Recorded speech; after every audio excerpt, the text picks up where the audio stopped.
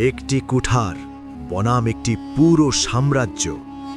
এক কুঠারের আঘাতে ভেঙে চুরমার হয়ে গিয়েছিল একটি পুরো জাতির বিশ্বাস। নমরুদের রাজত্বে যখন সবাই মেলায় ব্যস্ত, ইব্রাহিম আলাইসাল্লাম তখন প্রবেশ করলেন মূর্তিদের মন্দিরে। চারদিকে সারি সারি পাথরের মূর্তি। হাতে কুঠার নিয়ে তিনি একে একে সব মূর্তি ভেঙে গুড়িয়ে দিলেন। কিন্তু একটি কাজ তিনি বুদ্ধিমত্তার সাথে করলেন। সবচেয়ে বড় মূর্তিটিকে তিনি ভাঙলেন না, বরং কুঠারটি সেই বড় মূর্তির কাঁধেই ঝুলিয়ে দিয়ে আসলেন।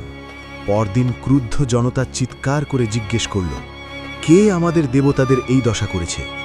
ইব্রাহিম আলাইসাল্লাম শান্তভাবে বললেন, কেন, ওই বড় মূর্তিটিকেই জিজ্ঞেস করো না, কুঠার তো ওর কাঁধে। তারা বলল, পাথর কি কথা বলতে পারে? তবে ইব্রাহিম আলাইসাল্লাম পাল্টা প্রশ্ন করলেন, তবে কেন তোমরা এমন কিছুর পূজা করো যা কথা বলতে পারে না, নিজেকে রক্ষা পর্যন্ত করতে পারে না?